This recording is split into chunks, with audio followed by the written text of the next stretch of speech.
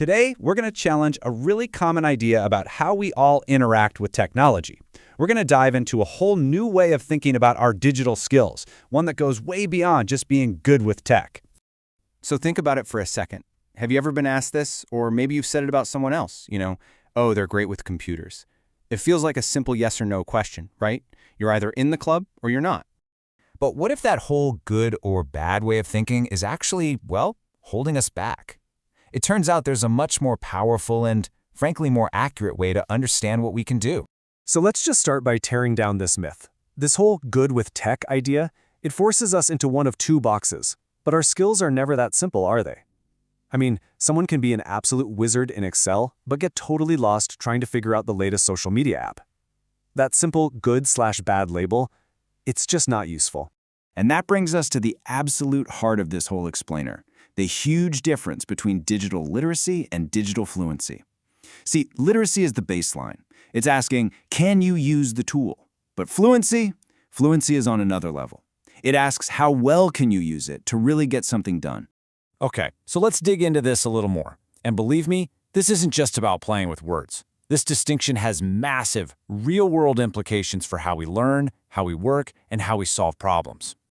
The University of Liverpool has a great definition for digital fluency. And you've got to pay attention to the key words here. Problem solve, create, collaborate, and communicate. See, this isn't just about knowing which buttons to click. It's about using the tools to actually make something happen. And this right here is the perfect analogy. Think about learning a new language. Literacy is knowing the words, maybe some basic grammar. But fluency? Fluency is when you can tell a joke that actually lands, or write a speech that moves people, or even, write a poem. You're not just using the language, you are wielding it. All right, let's look at a real-world case that shows exactly why just having a better tool or being literate with it doesn't automatically lead to a better result. So here's the setup from a fascinating study. Researchers took a group of high schoolers who struggled with writing but were also really good, experienced typists. Now, you'd think common sense says that giving them a computer should fix the problem and lead to better essays, right?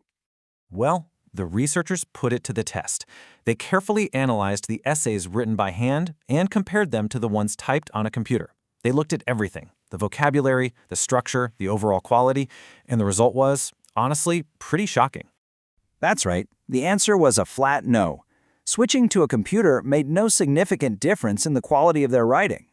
Now, these students could type just fine. They were literate with a keyboard. But that tool all by itself didn't make the final product, the actual essay, any better. And if you look at the data, it's pretty clear. I mean, check out the total essay scores. 13.3 versus 13.4. That's nothing. Even the word count wasn't statistically different. The ability to type fast didn't translate into an ability to write better. That requires a totally different kind of fluency. A fluency with ideas and arguments, not just keys. Okay, let's switch gears completely and see how this plays out somewhere else, the modern workplace. We're going to talk about something that seems super simple, GIFs. This is such a perfect example. Pretty much anyone can figure out how to drop a GIF into a team chat. That's basic digital literacy. But digital fluency? Well, that's knowing if you even should send that GIF. Is it for your boss or your teammate? Is it in the middle of a serious discussion or a lighthearted chat? That context is absolutely everything. When they're used fluently, GIFs can be amazing. They can help clarify the tone of a message, which is so hard with just text. They build real connection and camaraderie, especially on remote teams. They can make work feel a bit more human. But, and this is a huge but, without that fluency, you can get the exact opposite. A poorly chosen GIF can come off as sarcastic or unprofessional. It can make someone who doesn't get the joke feel left out. It can create misunderstandings. Being fluent means knowing how to navigate that minefield. So we've covered creative skills and social skills. But what about just pure problem solving? Let's look at an example that shows what it really means to command a digital system instead of just using it.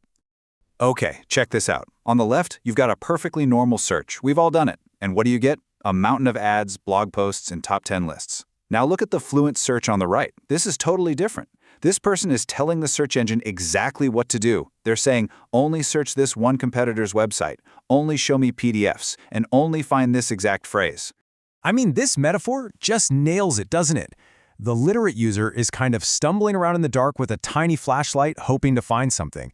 But the fluent user, they just flipped a switch and turned on the lights for the entire stadium. They can see everything, instantly finding documents and insights that most people would never, ever see. So as you can see, fluency isn't just about being slick with your social media or knowing a few tech tricks. It's about a much deeper understanding of how these digital systems actually work and why they work the way they do. Here is one last, really critical example. A digitally literate person knows their school email address, but a digitally fluent person understands the thinking behind it. They get that using JS1234 instead of John.Smith isn't random. It's a deliberate choice to protect a student's privacy and personal information. That's thinking on a systems level.